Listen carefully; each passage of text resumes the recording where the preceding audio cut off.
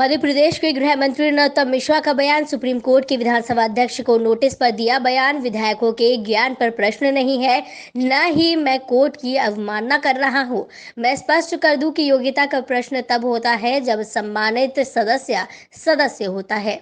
मंत्री बनने की बात तो वो सदस्य रहते बनते मंत्री नहीं बने, वो इस्तीफा देने के बाद बने हैं। सच तो ये है कि न्यायालय का समय जाया किया जा रहा है। ज्योतिरादित्य सिंधिया के विरोध पर डॉक्टर नरोत्तम मिश्रा ने कांग्रेस पर जमकर वार किया।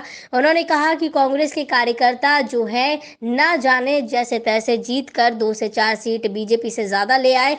कांग्रेस के नेता तो भोपाल में बैठे थे। खड़ी फसल कांग्रेस के कार्यकर्ताओं ने दी थी, जिसे खत्म कर दी। इसके लिए दिग्विजय सिंह और कमलनाथ का विरोध होना चाहिए। कांग्रेस की विचित्र स्थिति है। एक पूर्व मुख्यमंत्री कहते हैं कि बासमती का दर्जा नहीं मिले। एक पूर्व मुख्यमंत्री कहते हैं कि सीएम शिवराज हमारे साथ धरने पर बैठे। दो मुंह की राजनीति ये लोग करते हैं। उपचुनाव का बजट 3000 करोड़ को लेकर नरोत्तम मिश्रा ने बयान दिया है कि आगामी उपचुनाव को लेकर उन्होंने कहा, सबको पता है कि उनके क्षेत्र की उपेक्षा की गई है, किसी प्रकार से विकास नहीं हुआ, इसलिए ये प्रावधान किया गया है। जो सम्मानित विधायक कोर्ट में गए हैं, मैं उनके ज्ञान पर प्रश्न चिन्ह खड़ा नहीं कर रहा, ना ही मेरा बयान न्यायालय की अवमानना से जुड़ा हुआ है। लेकिन इतना मैं अपनी ओर से स्पष्ट करना चाहता हूं एज ए संसदीय कार्य मंत्री कि अयोग्यता और योग्यता, अयोग्यता का प्रश्न या अंग्रेजी शब्द है वो डिस्क्वालिफिकेशन का शब्द जब होता है, जब सम्मानित सदस्य सदन का सदस्य हो। जो व्यक्ति इस्तीफा दे चुके, जिनके इस्तीफे मंजूर हो चुके, वो डिस्क्वालीफाई कैसे होंगे? जो सदस्य है ही नहीं। सम्मानित सदस्य न्यायालय में जाने के पहले अपने विधानसभा जो उस समय के तात्कालीन थे उनसे ही पूछ लेते कि इस्तीफे स्वीकार हो गए थे या नहीं हुए। एक दूसरा, मंत्री बनने की बात, वो सदस्य रहते मंत्री नहीं बने हैं, सदस्य से इस्तीफा दिया है। और ये सब चीज़ें अलग अलग क्लॉज में, अलग अलग कंडिकाओं में अलग अलग रूप से बताई गई हैं। डिस्क्वालिफिकेशन की स्थिति को, अयोग्यता की, डिस्क्वालिफिकेशन की, इस्तीफे की और मंत्री बनने की, ये सब अलग अलग प्रक्रियाएं हैं। पता नहीं क्यों माननीय न्यायालय का समय जाया कर रहे हैं। ये अकेली बात नहीं है। अभी आपने कुछ दिन पहले सुना होगा, कांग्रेस के बड़े नेता ने कहा कि जी विधानसभा में इतने सारे प्रश्न लगे थे, इन प्रश्नों का क्या होगा? अरे जो सत्र ही शून्य हो गया, जो सत्र ही समाप्त हो गया, उसके प्रश्न कैसे जिंदा रहेंगे? तो ये मेरे ख्याल से, मैं नहीं कह रहा कि उनमें ज्ञान का अभाव कम है, पर मैं तो अपनी समझ से ज्ञान का अभाव मुझ में कम है, इसलिए उतने कम के हिसाब से बता रहा हूँ। बड़ी विचित्र स्थिति है कांग्रेस की। इनका एक मुख्यमंत्री कहते हैं कि मध्य प्रदेश के चावल को बासमती का दर्जा नहीं मिलना चाहिए।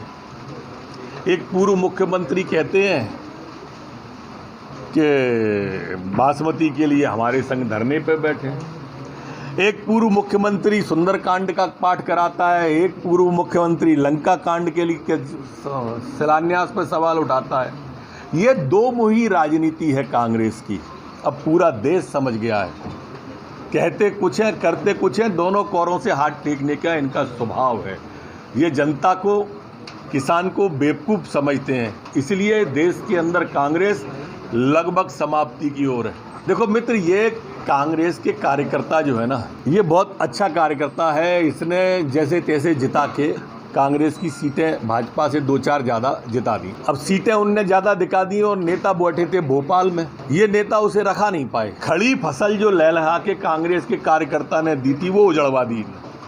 तो घेराव होना चाहिए कमलनाथ जी का, दिग्विजय सिंह का, उनका न हो, इसलिए उस कार्यकर्ता का ध्यान बांटने के लिए कभी दंडोतिया जी की तरफ कर देते हैं, कभी किसी दूसरे नेता की तरफ कर देते हैं। दोस्त तो इनका है।